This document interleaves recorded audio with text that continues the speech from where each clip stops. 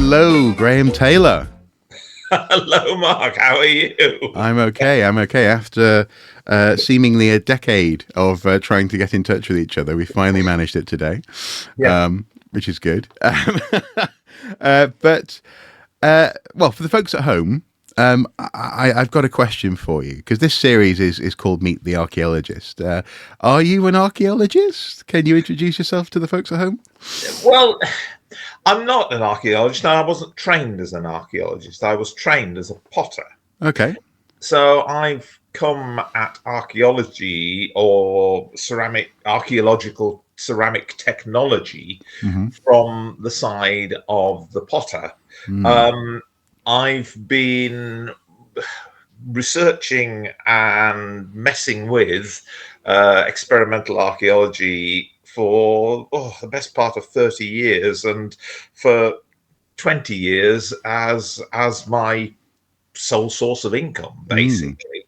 So I sort of style myself an experimental archaeologist, although I don't have a qualification in that, except that I've been doing it for a hell of a long time. I have a degree in ceramics.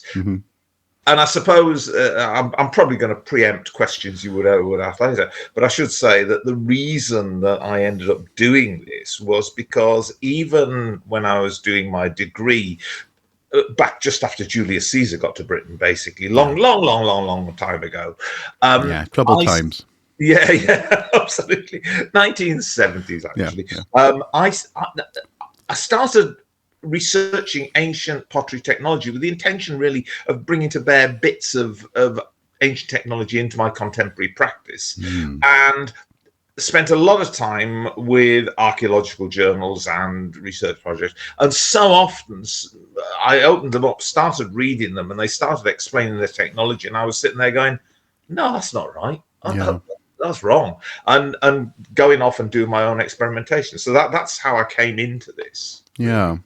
So it's interesting that you say that. Previously, I've talked with, and I'm fairly sure it's one of the previous episodes in this series, a specialist in horse.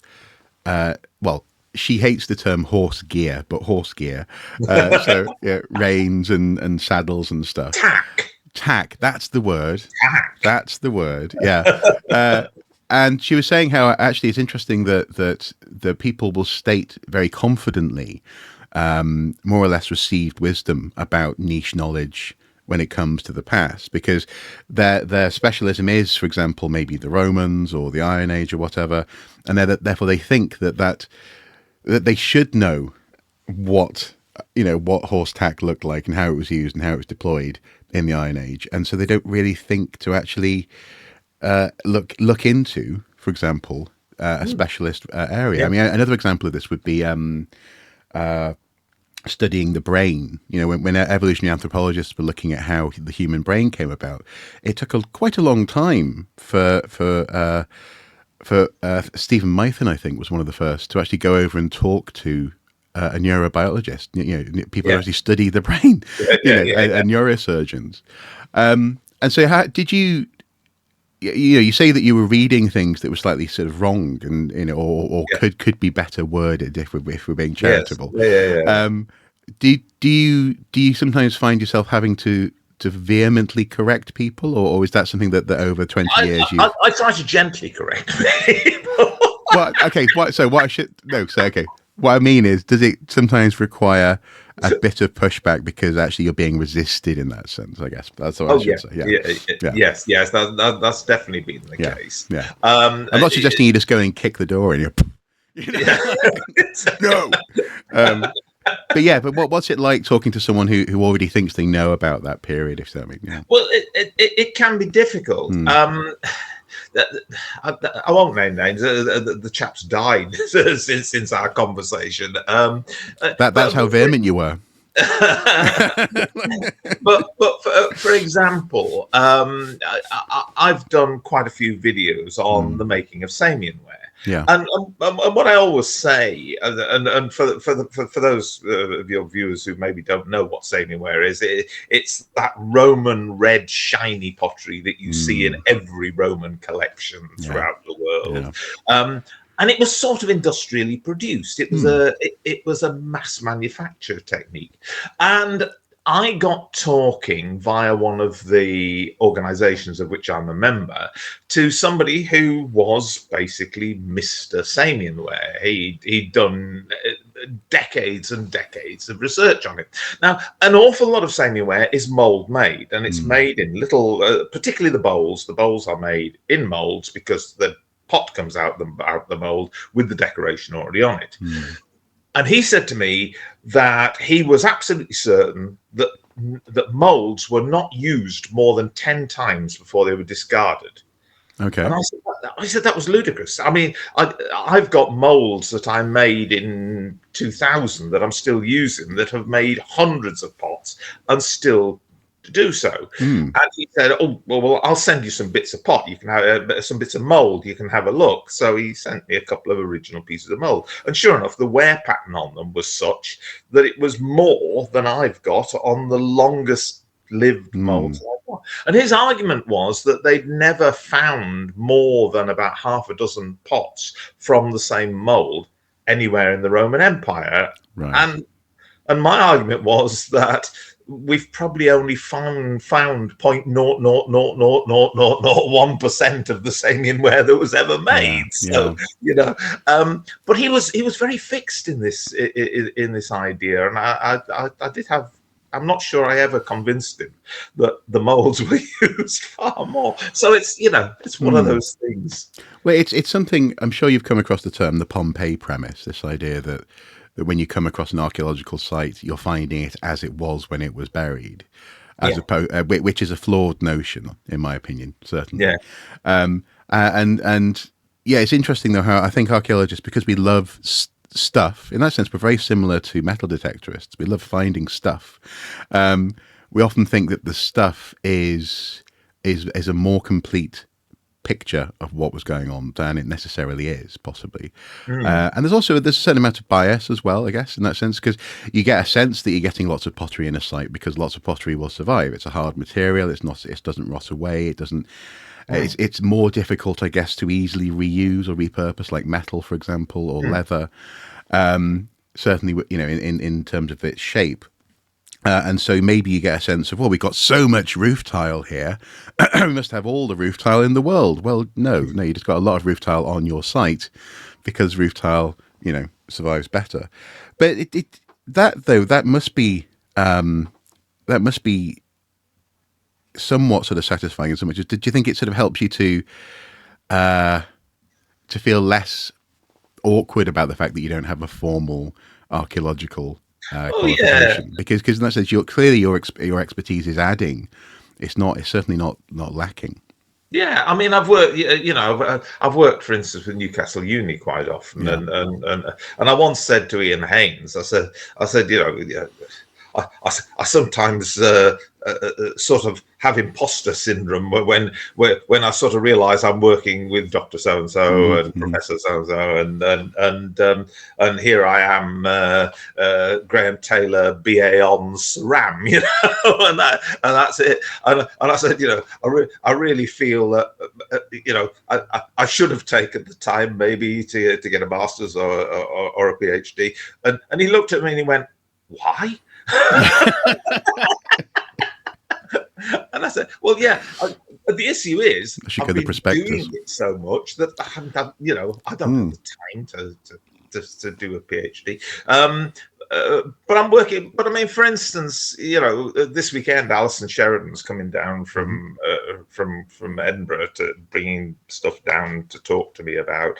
I get to work with and I'm trusted by a lot of the sort of top names in British archaeology, which is very, very rewarding. And and I always say that I feel that the magic happens when practitioners and academics and archaeologists all work together to bring their various expertise together.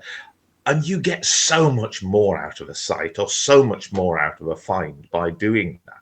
Yeah. And it's the practitioners, and I work with people who cast bronze and knap flint and make jet jewelry and etc. etc.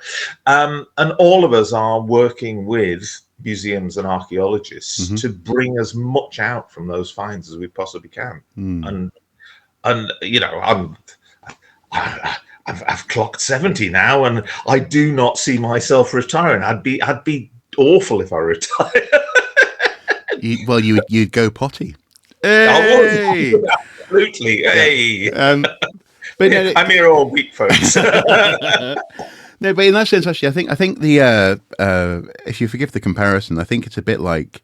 I mean, I think the current monarch has yet to prove himself, really. But it's a bit like what the Queen was in terms of not having a formal position. She wasn't never voted into position by definition, but exposure is worth its weight in gold. Meeting so many people from across the world, having inside conversations and knowledge, and also having a subtle interaction with the minutiae of other people's opinions means that you actually can have an opinion that's informed by more than one institution or more than one government or more than, in her case, and in your case, more than one university, for example. I'm not saying I don't want to get into a debate about whether or not we should have a monarch or not, but having the BA and in pottery and then just having this wealth of knowledge and experience, it is invaluable. And I'll come back to some specifics perhaps in a moment, but just on that note, something that sometimes comes up, especially actually funnily enough around things like pottery. So I've talked to Paul Blinkhorn, for example, in the past. And I don't know if this came up in our interview, but certainly in subsequent, back and forth DMs or whatever, I've discussed with him what happens to his knowledge when he retires or when he passes away, and he's in this awkward situation because as a jobbing archaeologist, on the one hand he hasn't got time to at one point we were talking about whether or not writing a PDF, for example, that actually just simple tables listing ideas that he's developed and that he's inferred over the years would be worthwhile as a resource. But the time is an issue. But the other thing as well is that there's a job for hire as a consultant for various archaeological sites. He's actually disincentivized from sharing that knowledge because it's also not a very well paid job. So it's incredibly specialist, but incredibly poorly paid. And so, do you ever feel? Do you ever have that sense? I mean, you say that you're not going to retire, but do you have a sense of what you want to do with your knowledge that you've amassed? Well, I mean, you probably know, Mark. I've got lots of stuff that I put onto YouTube, for instance. I'm constantly recording stuff in notebooks and journals and etc. I'm at the moment working on a paper which is almost certainly. I did a session with the Pitt Rivers Museum called Makers and Fakers just recently, which was looking at the sort of role of replicas against fakes within museums. The museums are increasingly finding that bits of particularly their 19th century collection are not really exactly what they were built to be. Are you saying Victorians often don't have a clue what they're looking at or talking about? Surely not. Surely not. It was just. Oh, if I can't find one, I'll make one. Was the sort of thing. Okay. Yeah, very, very much the situation. But we're now putting together a set of papers, those of us who were part of this project, which is probably going to go into the Oxford Anthropological Journal. I think it is. Okay. We've put together a sort of precursor to that, and hopefully that'll be going out as a special edition soon. And in that, I'm talking about what I call the eureka moment, because what happens all the time when I come to replicate pots, and as you know, what I try and do is I always try and replicate the pots, not just so they look like the original pot. I try to replicate them in a way that I'm using the same tools, the same technology, the same materials as the original makers, and by doing so, I'm gaining knowledge as to their making process, and about the often about the sort of wider social aspects that go around that sort of making of the pottery. And often while doing that, something happens and you go, that's why that's like that. That's why that's the way it is. Sort of Roman hunt cups, the decorated cups with the slip decoration, animals going round them, are a case in point. And I'd always been slightly puzzled why they were all the same form. They're all this sort of tulip-shaped cup.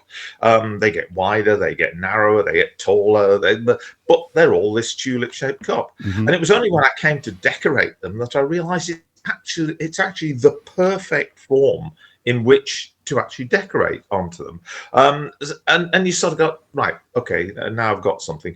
But also things like fuel usage in kiln firings and things. I read a paper quite a few years ago from an eminent university that had excavated a medieval tile kiln and decided to build a replica and fire it. Well, they only had the tile kiln in the ground from about about a foot up the chamber. So a tile kiln would have been a massive thing, standing probably about 8 to 10 foot high, but they had it. So that's the only part that they rebuilt. They didn't bother extrapolating what the rest would be. They then tried firing it with a single layer of tiles in it, a bit like a barbecue with tiles in it. Without putting a top on the damn thing. And they used something like 5 tons of wood to fire about 300 tiles, and then sort of extrapolated the fuel usage out. And you just go, no. This is not good experimental archaeology. It's not efficient, no. And it's things like that that drive me forward, if you like, and that I am recording. I am recording this information, and in various ways, I do hope that I can get round to writing some of it down somewhere. But I have published various articles and things. Yeah. Okay. Well, that's good. Maybe archaeologists just need to get better at all sorts of things, engineering included, I suppose. Kiln engineering. That didn't happen across the river from me, did it? No, it didn't. Okay. This was further afield. Okay. But yes, I know what you're talking about. Yeah. So it's going really, I suppose, back to absolute basics. What in terms of Joe Bloggs wanting to make a pot back in there, all the way, maybe in the Neolithic or some sort of late Mesolithic time. What can you tell about how people were coming to conclusions about what materials to use and how to use them? Now, I know that's a very broad question, but for example, is it possible that there were observations made about, say, campfires changing the quality of the soil beneath them through heat that then led to the harvesting of clay and so on and so forth? Or do you think that people have had a more intuitive sense of clay's potential from earlier times? Well, I think I think you're right. I think the sort of first point, and I've done a little sort of infographic that sort of takes us from the earliest possible blossoming of ceramics through to sort of medieval kilns in a series of illustrations. And my first illustration is basically somebody lighting a fire on a dried out sort of lake bed or whatever, where you get those nice platelets of clay that dry up and curve up, and you think, actually, anybody who'd lit a fire on that would afterwards have found that they had some quite solid looking bits of stuff. But the earliest ceramic we know of is from Dolní Věstonice in the Czech Republic, which is the little figurines. And it's not even modern humans making these, but the mammoth hunters, they're hunting mammoth, and they are making little figurines. But more importantly, within their huts there are clay hearths. And you just think that probably the clay hearths come first, that they were making clay hearths, and people noticed that after they'd been using these for a little while, you've got something solid. And at some point, somebody starts making these little female figurines and little animal figurines. And yes, I think that is the sort of progression that goes on. I mean, interestingly, at Dolní Věstonice, quite a lot of the figurines that are found have exploded in the firing. And the debate, of course, is that because they were inefficient at it and hadn't quite worked out what was going on, or are they sacrificing the figurines to the fire? It's, you know, we don't know. Or some sort of sympathetic magic, You like, maybe you make a figure of Donald Trump and you throw it into the fire and see what happens. No. Obviously, I'm not condoning political violence. No. just clay figurines. But yes. It's interesting. That's sort of in that beginnings. Presumably comes out of observation, and it's a broader question really within archaeology, is how anything changes, and presumably you've got to have that weird combination of someone who can spot something, but also someone who's not so socially or otherwise awkward and or inept that they can actually communicate this change effectively to enough people that it becomes visible, as it were, in the archaeological record. Because presumably there were lots of little bits of pottery being made long before we think of it as starting. Yeah. Well, I said that Alison Sheridan's popping down the weekend. She and Roger Micah to come in to talk largely about the Neolithic grooved ware that was found at Yevrin, at Gefrin, Brian Hope Taylor's excavation long ago. But the decoration on that grooved ware is almost identical to decoration that's being found in Aberdeenshire, on Orkney, around Stonehenge. And you've got this link going through, and a really, in archaeological terms, a relatively rapid spread of this Neolithic groove ware, flat-bottomed pots, the first flat-bottomed pots that spreads down from Orkney. It comes from Orkney and it spreads south, and that's, you know, my take on that is that Orkney is composed of flagstone, and of course, if you go to Skara Brae and you look at those nice flat shelves in the houses, you think to yourself, well, actually, round-bottomed pots, great on the fire, not so great if you've got flat tables to put the things on. So somebody's at some stage thought, let's make flat-bottomed pots, and that whole thing spreads down through. But yes, the method of communication, because of course today, if we want to decorate something in the same way that somebody is on Orkney, we go and have a look at a photograph, we go and have that's not the way it's spread, is it? It's spread by presumably people going along and saying, look, this is how we do it, or pots moving, or or somebody with a remarkably good photographic memory coming down and going, this is how you decorate the pots. And then also along with that, you have questions of obviously communication, so simple things like language. You've got questions of consumerism, I guess, almost like a fashion. Does it become fashionable? Does it become desirable? Not just because of and so it's a complicated thing. Because obviously, since a certain point in prehistory, so for an awful lot of human history, people have used pottery and they use it in different ways all around the world. But what would you say is for you one of the most interesting sort of insights that you get into people from their pots? Now there's a Hmm. well, I think I mean, obviously, one my licorice all sorts mug yeah, I notwithstanding. know. It's normally. I'm afraid I've got a rather tatty old industrial mug that Exactly. I Yeah. should Exactly. keep. Now that's desirable. That's desirable. Um, I think one of the things that always interests me Hmm. is the way that not only styles but quality of work ebb and flow throughout, particularly throughout prehistory. Hmm.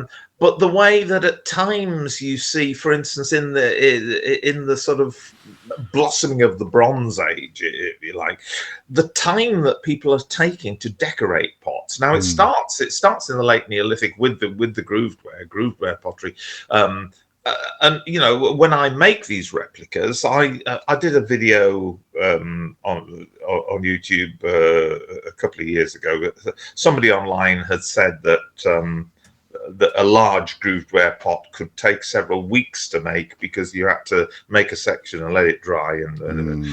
so I decided I had to go on and make a very large one in 2 hours, which I thought was, you know, and I think that again, this is the you know, I've made pots all my life, Hmm. as had the original makers. So Hmm. if you're coming at it as an archaeologist and you're having a go at making a pot, yes, it's going to take you some time. Anyway, I made this pot and then I decorated it. Now Hmm. the pot took 2 hours. The decoration probably took about 4 or 5. Hmm. This is people who are taking time to enhance their environment, and that becomes particularly the case once you get into beaker and food vessel in the Bronze Age, and Hmm. the things like the pots from Kilmartin, from Glebe Cairn, for instance, what are called Irish food bowl. There's an Irish food bowl there because the decoration is heavily influenced by what's going on in Ireland, and Hmm. you've got this beautiful decoration that's taken hours and hours and hours to do and still does.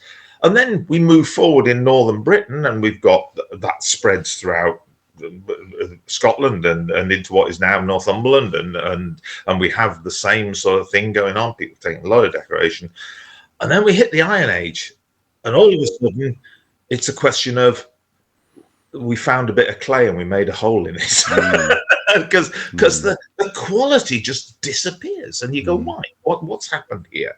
And for me it's sort of uh people's attention has gone on to other things. Hmm. There's something else which is more important than decorating the pottery, or we're not using it for funerary practice anymore, and while we were using it for funerals it was important to make it and decorate it, and you Hmm. know, so all of this stuff, and it's sort of insights into uh, the pottery becomes an insight into what else must be going on in society at the time, and Hmm. yeah, Well, and I suppose that that's actually a really important thing to consider is that pottery is almost never made in and of itself for itself. It's normally made, I guess, to represent something, to mm, hold something, or to perform a function, as opposed to. And I guess you could say that about most artifacts, but in that sense, pottery is an artisan endeavor, but it's not quite the same, I guess, as portable art, is it? In no, terms of the no, influences that you can get. Hmm. no. Hmm. And of course, in when you look back to the Neolithic or the Bronze Age, the idea of pottery being portable, well, you think, yeah, how portable was it? Uh, Hmm. I mean, one of the things that we have at Stonehenge and at sort of sites near Stonehenge is evidence of feasting in the late Neolithic. Hmm. Again, we're back to the grooved ware again. These big flat-bottomed pots. And some of them seem to have moved. It seems to be designs that have been brought in for these feasts. Hmm. Or they bring in the pots, or they, you know, it's Are they bringing the designs? Yeah. yeah, Yeah. yeah. Interesting. Do you know, every time you say flat bottom pots, I just get a version of the Queen song. You know, Fat bottom girls, you make the rockin' world go round. flat bottom pots make the world go round. Um, I'm gonna have to have to do that. Like, I shall have to get my musician son-in-law to record me a track. yeah.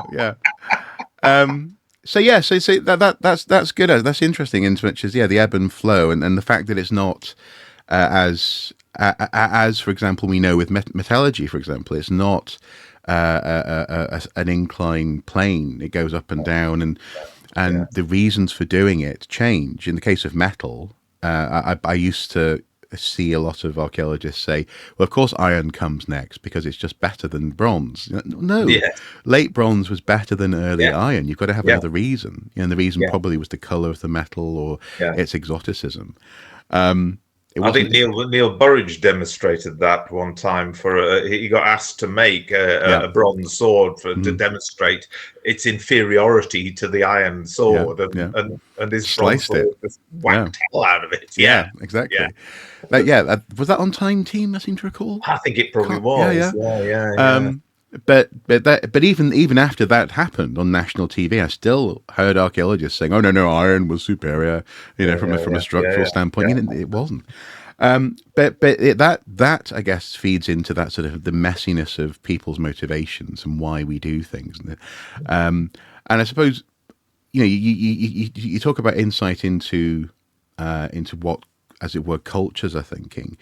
But do you ever have a sense of individual makers' skills? I suppose another way of putting that is to say, is there a risk that sometimes people have said, oh, this type of person or these type of people in this part of the country or the world couldn't make good pottery, when actually what they found is one bad potter's work? Does that ever come up? Because it's actually one of those rare instances where an individual can be tied to something in so much as if they have a bad technique, then their workshop's going to produce bad material, isn't it? Presumably.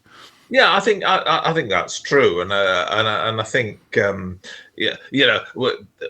we have the sort of hangover from the finding a single site and tagging an entire culture with that site in the naming of types of pottery, because throughout the sort of prehistoric period, most of the type pots of any one given culture are named for a specific site.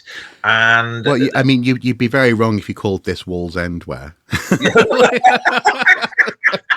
Yeah, exactly, and and that is exactly what happened. So we started to extrapolate stuff out, and yes, there are bad workers within any culture, and I mean, for instance, in Roman Samian ware, you see this sort of trajectory of it starts in northern Italy with Artisan ware in the sort of 1st century BC, and then they move the production develops in Gaul, where we get this massive production that supplies Britain. And during the 1st century, there's all this nice pottery coming in, but into the 2nd century and the beginning of the 3rd century, it deteriorates and it deteriorates and it deteriorates, and I feel what you're watching is you're sort of watching everybody and his brother and his sister having a go, and they're all going, oh, I can do that, I can make some of that, and it's sort of that falls away just and becomes probably not particularly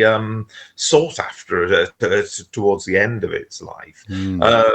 Quite why it completely dies out. Although in honesty, a sort of 300-year product cycle is quite a long product cycle.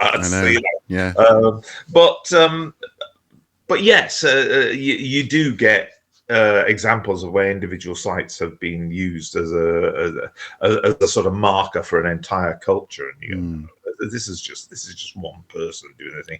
And the other thing out of that is this sort of this is the Neolithic way of making pots, this is the Bronze Age. Well, no, it's not.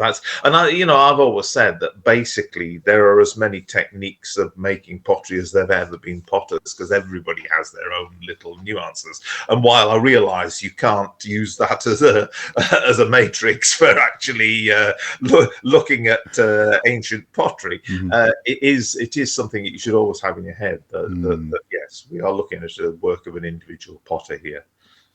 Is there obviously, I'm asking you to name or embarrass any individuals who state this, but is there any particular type of pot that you think is essentially that issue writ large, that people sort of go, oh, this is X ware and it's representative of an entire culture, and therefore we just think that they can't do pottery?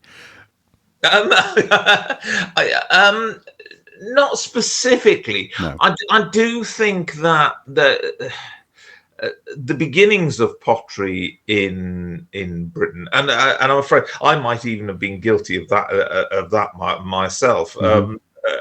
Aidan O'Sullivan at the Dublin Uni and I have this sort of ongoing joke about souterrain ware, because souterrain ware is this pottery produced in Ireland, and I have to say the first examples I saw of it were dreadful, and they were crumbly and such poor quality, just not really finished, stalks of grass left in the clay and things, and this is awful. And Aidan firmly told me, well, we like it. Well, it's the Father Ted thing of maybe I like the misery. Kind of thing. Well, that's right. When Aidan came over to do a workshop with me one time, I did put a sort of red circle line through no souterrain ware, a sign on the wall of the workshop, just to wind him up a little bit. Yeah, and also I suppose because when I first properly was doing work about and with Viking stuff at Jorvik, people often talked about how wooden bowls were preferable to pottery, and that that pottery wasn't really a focus, and therefore it was rubbish. But actually there was also it's a simple statement that negates a complex picture in terms of trade, in terms of access, in terms of. I guess the other question as well. One of the things, the variables that we haven't really touched on here is playing. I mean, I suppose you might have touched on it with the Dolny Vestanich figurines, but did you ever find that maybe what you're seeing is someone just playing, or maybe even children just playing with clay? Well, my big one on that is particularly Bronze Age clay-lined pits. Clay-lined pits, and here in Northumberland, in the Breamish Valley, where Paul Frodsham and co excavated there, they found within huts and outside huts clay-lined pits, and occasionally with sherds of pottery in there. And I think Roger Mike probably found some one of his sites up here, and they're not uncommon. And they've always been defined as the being ritual. The clay, the pit's clay lined. You've got bits of broken pottery put in there as sort of deposits. They often come at times when people are using grog as their temper for their clay. Now, you temper clay by putting something non-plastic into the clay. It makes it easier to fire in an open fire, which, of course, is what most prehistoric pottery is. It makes the pots stand up better when you're building them, etc. And the best addition to them is crushed down old pot. And then in that sense, does it act as almost like a structure on which the clay can sit? Or well, I mean, basically what you're looking at is if you take raw, pure clay that's nice and fine, and you build a pot out of it, it becomes really quite floppy. Yeah. But if you've got grit in there, what you've got is that the movement can only occur in the distance between two grits, if you like, and you've got the clay, so it acts as a structure within the pot. Does it also aid heat transfer? Does it actually heat up within the material itself? Heat transfer. What it does aid is it makes the pots less likely to crack in the firing, because a crack within the clay can't travel very far before it hits a piece of grit and Right. therefore has to divert, and that means that it's less easy for a crack to travel through pots, so you're cooking propagate. pots much better. And when you're firing the pots, you always have some residual moisture in the clay that needs to escape. You have two kinds of water. You've got the water plasticity that makes the clay workable. You've got chemically combined moisture that has to escape at around about 550 degrees centigrade, so a very high level within the pot. And in dense clay, that can blow the pot apart. Gritted clay, sanded clay allows little fissures throughout the clay through which that moisture can travel and get out. But when you're using grog as a temper for your pots, you need to crush down old pots. Now, in the absence of a decent plastic bucket, where's the best place to keep your clay? Well, in a pit in the ground, quite frankly. You dig a pit in the ground, you put the clay in there. It allows you not only to store the clay there, but you can actually pour water in there, get in there, trample it, mix it, get it nicely made up, and then you seal it over and you keep it in the ground. When you come to use that clay, you scoop it out of the ground, but you don't take the last layer. The last layer is contaminated by the soil it's in. Yeah. So what you effectively leave is a clay-lined pit. If you're using grog as your temper and you break a pot while you're cooking or whatever, where should you put it to keep it until you're going to be making pots the next time? Well, probably in your clay pit. So bits of broken pot in clay-lined pits, for me, potentially are the potter's storage area. And of course, in prehistory, we think that most pots were made within the domestic house for domestic use. I spent 20 years living in rural Africa, and traditionally in Lesotho, for instance, it was expected of a woman at marriage that she would be able to make a decent cooking pot and cook in it. That was this was the gender specific role that she was assigned, if you like. But making pots is a process which requires tools, and the tools are best kept together in there. One of the arguments for being ritual is often you find, or they found on several occasions, that bits of decorated pottery had all been lined up with the decoration uppermost. I have filmed my young grandchild outside my workshop taking bits and pieces of broken pot and assembling them and lining them up and doing things with them and playing games with them. And I always think to myself, are these lined up because some kids come along and Granny's clay pit is a wonderful place to play, and if you're lining these things up, and I think children are often invisible in archaeology. That's one of the things that we tend to not see them. And they've got to be there, because if we've got adults, we've got to have children. Yeah, and also as well, I think there's a tendency, and this is something that archaeologists were talking about a lot in the 70s. They talk about less these days. We've got to be aware that we are, in that sense, not always witnessing economic activity. No, or activity that can, that leads to a product. And so, for want of a better word, doodling, play. But also as well, there's a in another context, in a in a preschool setting, we would see that as valuable precursor activity. It's learning dexterity. It's presumably learning words as you're doing it. It's but it's interesting how. And I really hate it when archaeologists do fall into this trap, because I don't believe that we are as vulnerable to just going, it's ritual, when we don't know what it is every time. Not every time. But that sounds like an unfortunate example of someone going, I don't know, ritual. But no, it's important stuff. I did. I worked a little bit with Cambridge Archaeology on the Must Farm assemblage just recently, and there are within that some tiny little pots which you could think about. Are they making them to keep makeup or something in, or is it the kids? Is it the kids learning to make pots and you fire them along with the adult pots and and they get to learn, because quite frankly, when the best of prehistoric pottery, the people who've made it have made an awful lot of pots. You can see by the quality of their work they've made a lot of pots, and that must start in childhood. It must start with being around the hearth as kids, and sort of emulating mums and grannies' work in making these pots. Does the shape of your hands or the size of your hands matter for making pots? Or does it just result in a different shaped pot and or brick? Your hand does form, and when I'm forming, for instance, nice Neolithic bowls or Roman bowls or Bronze Age bowls, your hand is the former, and yes, so it sits into it.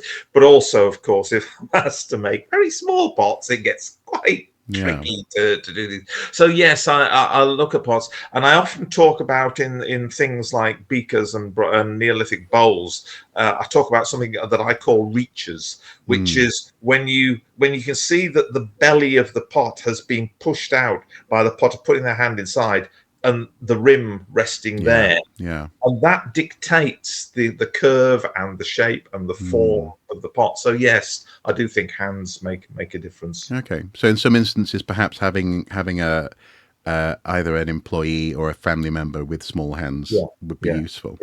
Okay. I mean, during our conversation, I've been referring to prehistoric potters as female, and that's from my experience, I suppose, in Africa, that in sub-Saharan Africa, almost all pots are made by women. North of the Sahara, men. North of the Sahara, machines are involved, and it historically almost looks as if as soon as machines arrive, blokes go, "No, this is our job now. This is." Gadgets, man. Yeah. Whereas, in most African villages, there will be a group of women who make the most fabulous pots completely by hand, and impressive. Yeah. So it's interesting that we use the, or that I just use the word economic activity, but almost by definition, if you're getting a lot of practice in, and presumably you're making a lot of pots or material out of clay, then that approaches something akin to an industrial activity. Yeah, in that sense. Yeah. So do you think that that being good at pottery requires a certain amount of time and manufacturing investment that means that it's going to you're going to have people who can afford to commit that amount of time, which we tend to think of as being a byproduct of a broader economic system. Yeah, I mean, particularly again going back to Bronze Age pottery, for example, centres of power, the Boyne Valley, Wessex, places around, say, Cairn Papel, etc., in Scotland. What you get there is you get beaker manufacture of a very high standard. So the beakers are being produced, and they are beautifully fine. They're beautifully finished. And I always say that I think they've been made by people who've made far more pots than you could possibly need for your own use in your own lifetime. So they must be making them for other people. And the fact that they are near those centers of power suggests that they've either been drawn in by that or but brought in, deliberately brought in to produce things. And of course, when you look at the grave goods, so Amesbury Archer, Boscombe Bowman, etc., again, they have these finely made pots and things in the grave. But they also have other objects which are similar, but bronze work and gold work, etc., etc. All of which seem to be drawn in, which, as you say, suggests economic activity. We don't have coinage at this stage. We don't have money as such, but we must have exchange of goods. I've recently made another replica of what's known as the Ava beaker, which is from the far north of Scotland, up in Caithness. It's a burial which was found during road construction. Achavanich. Yeah, Achavanich, that's the one. Yeah. And it appears to be a female burial. It appears to be a female grave. She has with her this beaker, which is one of the crudest that you will see. It's really crudely made beaker, but it is nevertheless a beaker. It's thick, it's heavy, it's quite roughly decorated, and it's somebody who's and I said on social media the other day that it looks to me like somebody who's announcing their membership of the Beaker People Club, if you like, in the Bronze Age, but that the local potter or she herself is more used to making cookware, cooking pots for domestic use than she is to making fine wares that will sort of follow her into the afterlife or whatever. So yes, you do appear to have that going on at that stage, and I think the same is true even back into the Neolithic, that you've got that sort of thing going on. I wonder, therefore, if a little bit like stone tool analysis, I'm sort of answering my own question here, I guess, but a little bit like stone tool analysis, where presumably the stone tool in its finished form is only really partially what was intended. The idea, the pure shape held in the person's mind who's making it, is probably a bit more nuanced, or a bit more, you're subject to the limits or possibly the variables of the material that you're handling, or, as you say, the experience that you have. But in that sense, what you have there is a beaker pot that they're imbuing, based on what your analysis or what your suggestion is. They're imbuing with proper beakerness, and they're going to be taking that beaker concept with them into the afterlife, presumably. Even though it doesn't look like a beaker pot that's made by someone who's been making beaker pots all their life. No. And I think that's exactly right. And I've sort of noted this in various sort of remote areas where the quality of the beakers or the food vessels at a slightly later stage are relatively inferior, but they're going on. I mean, on the subject of sort of quality of work, going back to the Breamish Valley here in Northumberland, there's a food vessel which has fascinated me ever since I first saw it, that came from the Turf Now excavations on up there, and it's a beautiful little beaker pot. It's not terribly big. Really nicely made, decorated with impressed cord. So the cord's been pressed into the surface in order to build up a chevron pattern in a series of 6 panels around the outside of the beaker. And when you look at it, if you like, the first panel is beautifully, accurately inlaid with this impressed cord. Then the second panel's a little less well done, and the third one, and the fourth, until you get the last one where it's really sort of, oh yeah, that'll do. Now, my first thought was, okay, this is in a burial.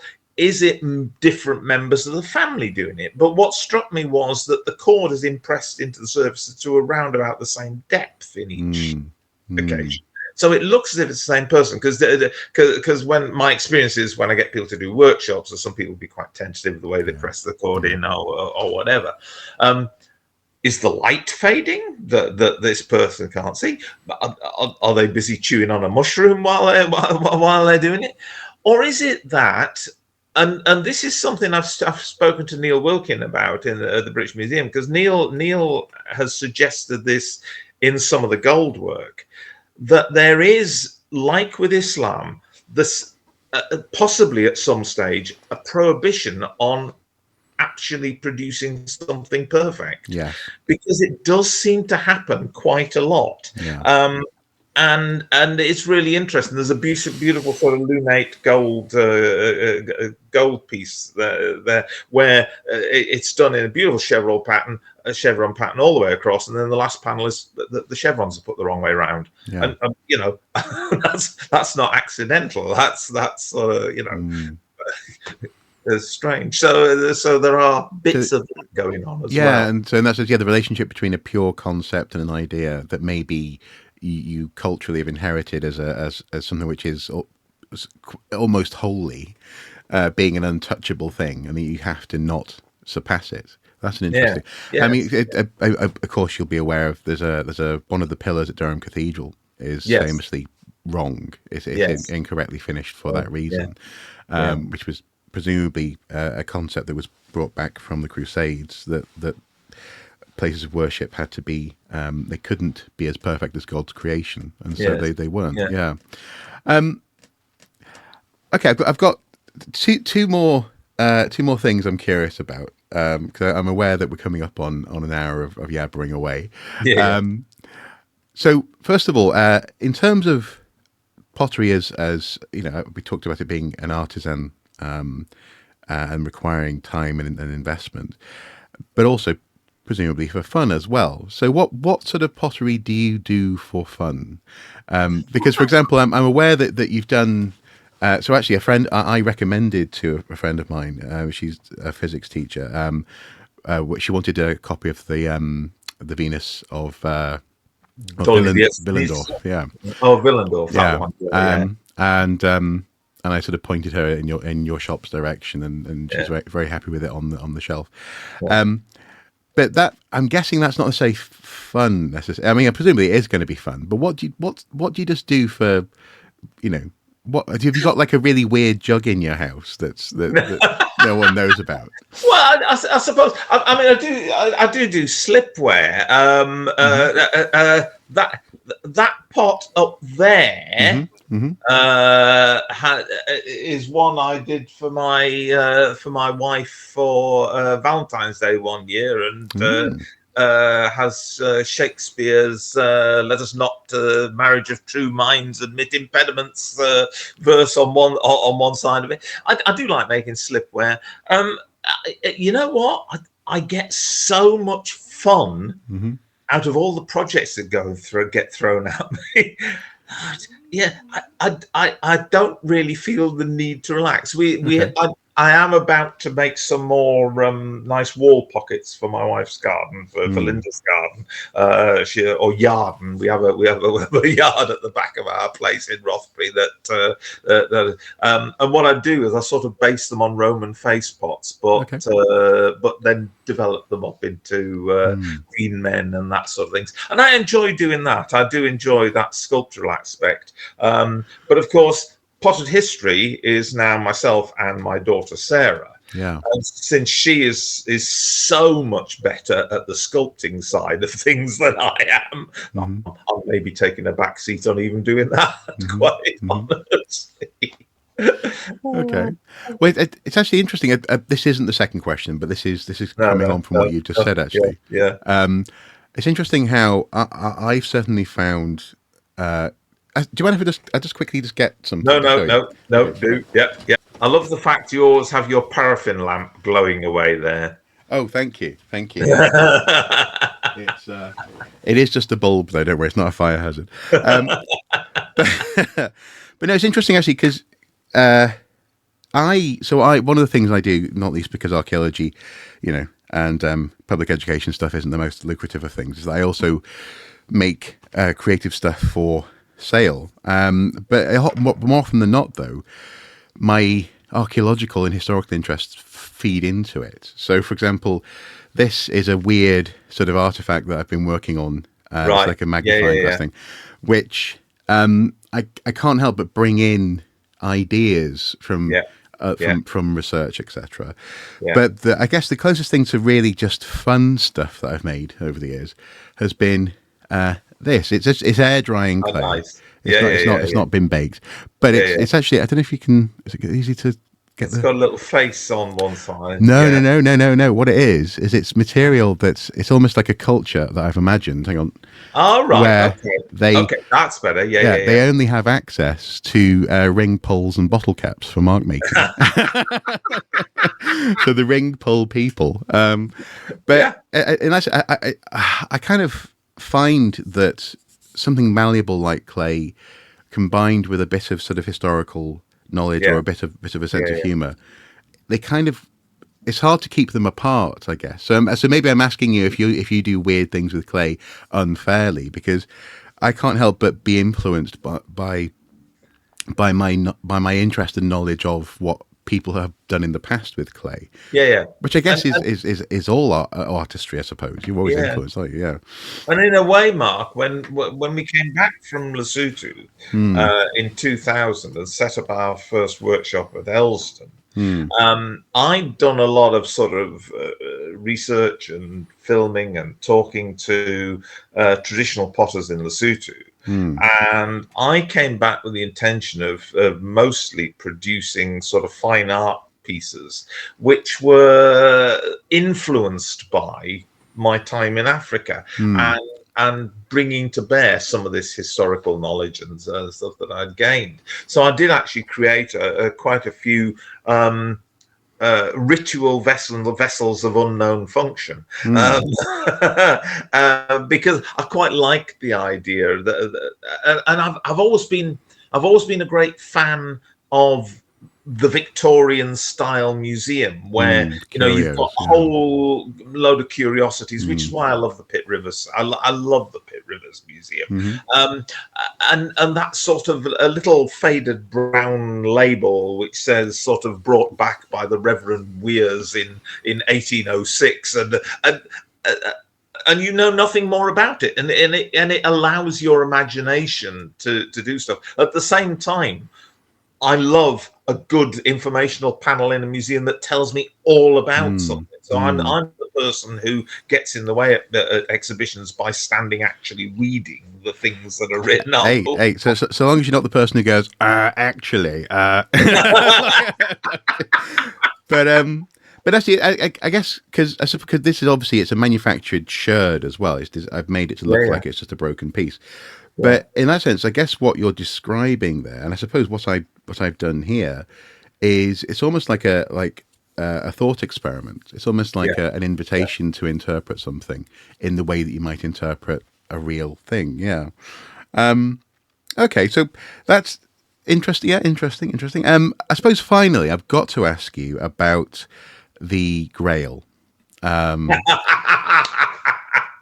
Is it real? No. No. So a few years ago, I was at a summer event with my lovely wife, and you were visiting it, and you said that you were working on something that you couldn't tell me what it was, which was the most annoying thing you could possibly say to someone. And then later that year, I think Christmas 2022, it became clear what you'd been working on, and that was a replica of a piece of pottery that could conceivably be the Grail, the cup of Christ, which turns up in a field somewhere in England, and it's a pretty good episode. I'm not the biggest fan of the Detectorists for a couple of reasons, but I shan't go into that here. But I did like the episode. But what and also I love the montage that they did with the pot and its context and over time how it ends up in the ground. But what I'm guessing, first of all, someone just said, "Can you make us a pot?" But like, were you told we want it to look a certain way, or did you go away and do some research on what sort of pot a first century Judean might be drinking from? Basically, I got a phone call, and the phone call said, "Look, they were looking for a prop for the Detectorists, and would I be able to make them 6 identical, because they needed them for continuity in the things, looking as if they were aged and had been battered around a bit, and then 50 looking as if they were brand new, because there's a scene in the market where they're piled on a potter's stall and they're purchased. And could I make a cup that potentially could have been Romano-Judean, made around about 30 AD, and I said, okay, I think I know what you're looking for. I said, okay. So I said, they said, they'd seen a couple of examples, so they sent me a couple of pictures of examples. Could I sort of make something along these lines? And I said, yeah. So I said I'll quickly do a mock-up this afternoon, and I'll send you a photograph. So I got on the wheel. I made one and sent it through. And what I'll tell you what impressed me was that the researcher came back and she said, "Oh, Mackenzie's going to be in later today.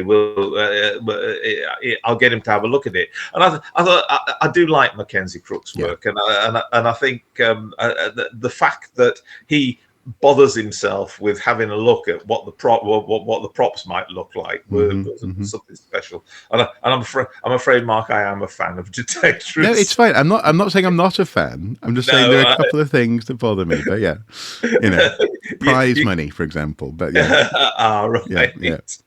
Okay. But that's great. Did you get to go and see it being used, or were you I hands didn't, off? No. And we sent them off. And of course, it was just a bit of fun. But then Sarah, we sort of have then been asked for lots and lots of them since then, and I did sort of all get to the stage at one stage of thinking, should I be saying to people, you do know this is not the real Grail? No, don't let people buy that. I suppose when you get to the point where people are doing communion with them, that's when you've got to be like, no, calm down. But in that sense, I suppose you could say that that they've, it's up to them whether or not they choose poorly. Well, yes, indeed. Now, just for folks at home, this isn't the first time that I've had Graham in some capacity on my channel. Years and years ago, we filmed a little thing at Newcastle University. Actually at the museum, and I'll link to that below. I'll link to the video. I've interviewed Maya Hoole a couple of times about the Ava burial, so I'll link to those as well, you can check those out. I guess if you have any questions for Graham, do feel free to comment below, and I can pass them on. He can either answer in a video response, or maybe at some point we'll get him back. I feel as though we've only really scratched the glaze, really, in our conversation today. But I'm glad that we've finally been able to do it. I suppose finally, is there anything as a final sort of message or little tidbit that you wish more people knew about pottery and pottery in that historical context? Is there something which it always gets your goat that people go, clearly people never were able to do this with pottery, were they? And you're like, well, actually, does anything come to mind? No, I suppose in terms of generally speaking, the obsession tends to be with Roman pottery, and people get very excited about Roman pottery. I for instance go to the museum in Edinburgh. If you go down into the sort of the ancient peoples of Scotland sort of display, which starts off in the very basement with the earliest pottery and things like that. And I'm always alone down there because, and I just think, I'm going to get controversial now. The whole thing about the sort of sending the Elgin marbles back and things, my take on that, well, it would give us more space to display our own prehistory. That would put some pots there. Yeah. Get them out of there. I just would like. I think people should go back and have a look a little bit earlier. And I've always viewed my role in life as being to stop bits of broken pottery in museum cases being boring, because they're not boring. They're the stories of the individuals. They're the stories of the people who made them and used them and disposed of them.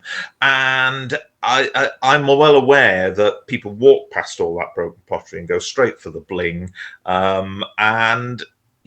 Stop. Have a look at the pots. Have a look at the fact that they are individual, single pieces of work by an individual who's often pressed their fingers into that piece of clay. And I love nothing more than when I'm let loose in a museum storeroom and I pick up a piece of pot and my hand falls into the impressions of where a 5,000 year ago potter pressed into that clay, and you go, that's a real contact. Yeah, I mean, I get excited about the bricks on our house when there's this thumbs all over it. Absolutely.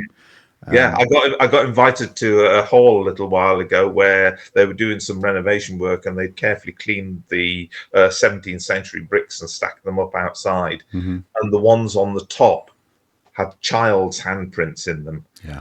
and you go, is this a child playing? No, it's probably a child making the damn thing. Child labour, So, yeah. Well, thank you so much for your time today, Graham. It's been fun. It's great. As I say, I'll link below to that stuff. Also, as well, one more thing I'll link below to. There's a wonderful series on YouTube. I think it's by Business Insider, where they cover different artists and artisan trades and niche products. And one of them actually was mass production of little clay cups for drinking in India.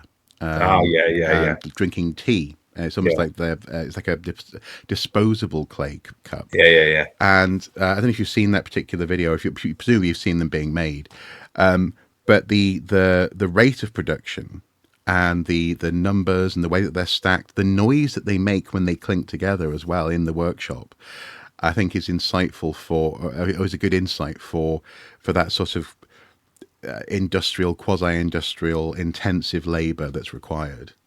So yeah, I'll link to that as well. Yeah. I mean, I use a stick wheel often when I'm demonstrating Roman pottery and things. It's the same as that.